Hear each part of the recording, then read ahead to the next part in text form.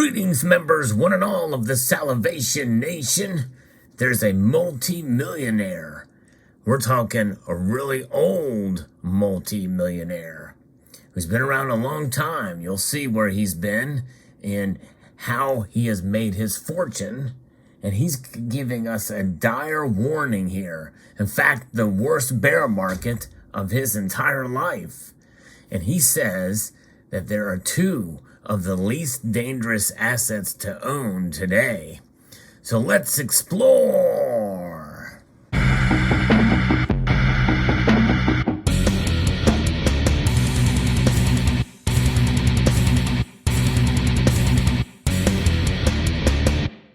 Yes, indeed, I'm going to be referencing a piece here that talks about Jim Rogers, who has made a name for himself in the world of investment.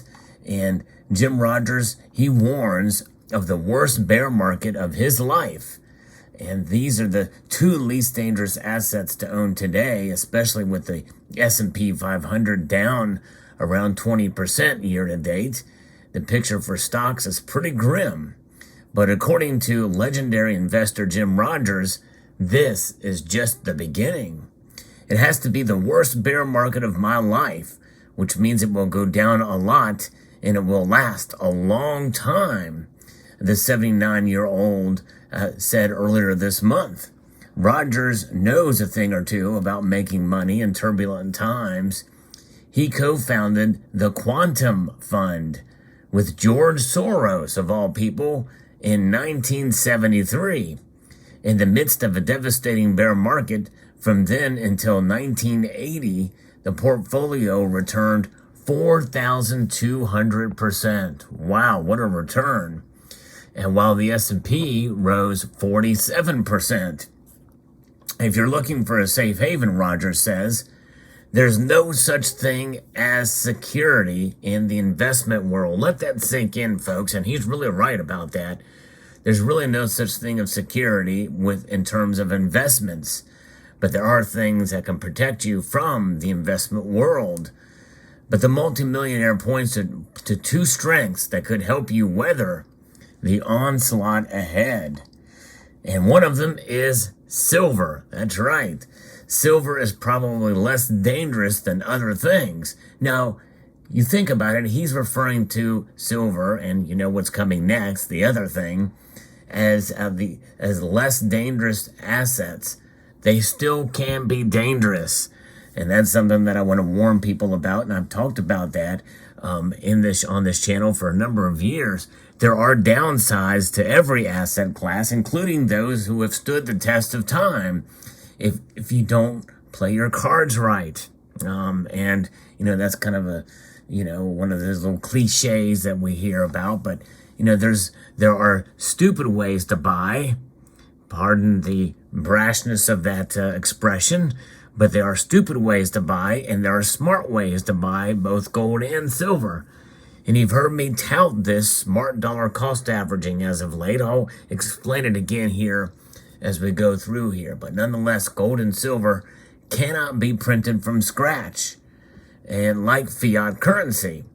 And gold is probably less dangerous than silver, he says. So they can help investors hedge against inflation, but also economic instability and deflation. At the same prices, at the same time, their prices tend to remain resilient in times of crisis. Now, tend to doesn't mean it always will be the case. Doesn't mean that they're shock-proof. I don't buy them now because in a big meltdown, everything falls apart. But I'll probably buy more silver when it drops more. Silver is widely used in the production of solar panels, and it is an essential component in the electrical control system of many vehicles. Growing industrial demand, in addition to its usefulness as a hedge, makes silver in particular an attractive asset for investors. So that is where silver can work for you as an investment strategy if demand does pick up. Right now, it's a little lackluster because of supply chains and the like. But what I want to talk about, too, is what he said earlier about how silver could probably go down more. We'd had the probably the closest thing to a meltdown that we've seen during the beginning of the coronavirus pandemic in March of 2020, when silver dropped below $12 an ounce. Now, the physical metal itself did not fall that much. In fact, the premiums rose dramatically.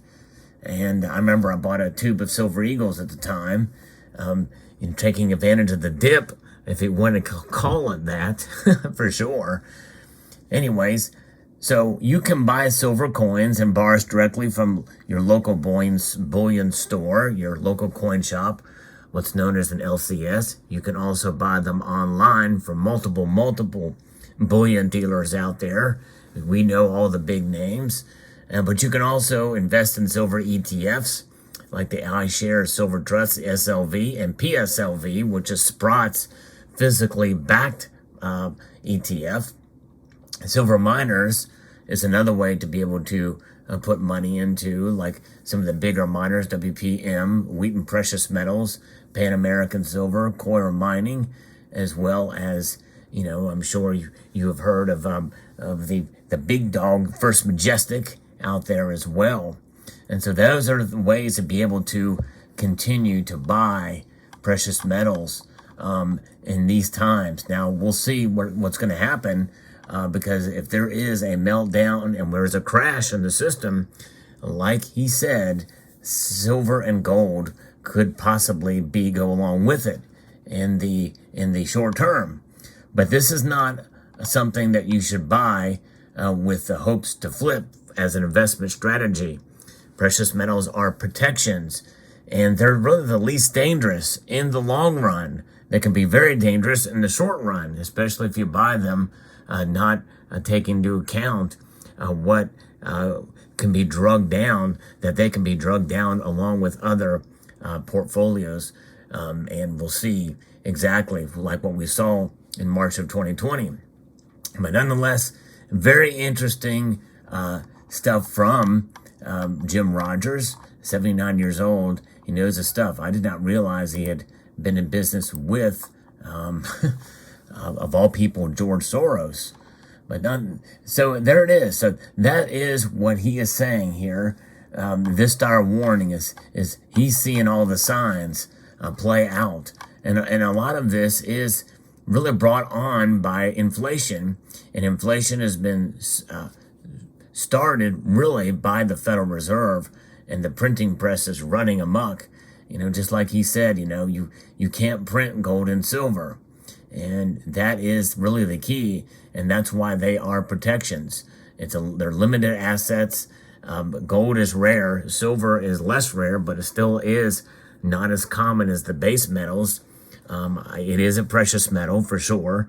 Some people would like to think of it as a semi-precious metal, but nonetheless, what does this mean for us? Well, these limited supplies, and as you can see here, the theme of the precious metals you see here is the buffalo, the bison. That is where we are at. The bison is a unique animal to North America. And gold and silver are mined in specific areas around the world. They're not unique to a certain continent and the like, but nonetheless, the buffalo was relatively abundant in North America. Of course, hunting them by Indians and also Americans, and as the populations grew, they became relatively limited. It's one of those things where, being that it was only in one continent, there's only so many buffalo out there, right? The herds of buffaloes. And we know that obviously that, the habitats and the like where they are, they're not found in other places. Well, gold and silver are limited resources. Only so much is mined per year.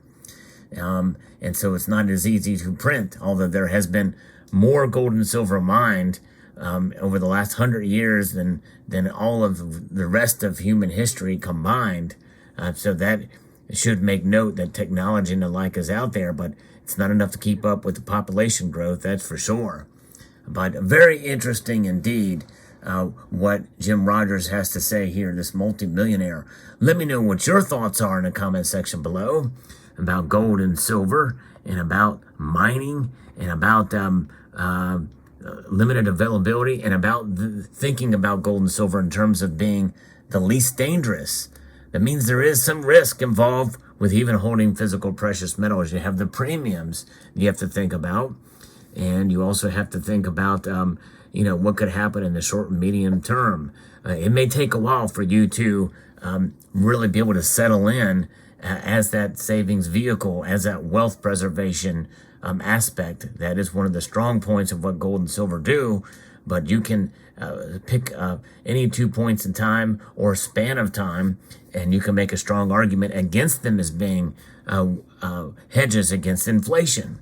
So think about that too. It takes time, it takes patience, and they are the least dangerous in the markets and what we are seeing ahead. And that, I think, is probably one of the most important things and takeaways from this video, and to understand that, yes, there's volatility with the precious metal space. We do see it, especially with silver. But in what's coming, according to Jim Rogers, the worst bear market of his life, what does that mean? He's 79 years old. He's not seen the Great Depression, but still, he's seen some pretty bad times. And recessions, deep recessions, have been seen in the past. We'll see how this all plays out. Let me know what your thoughts are in the comment section below.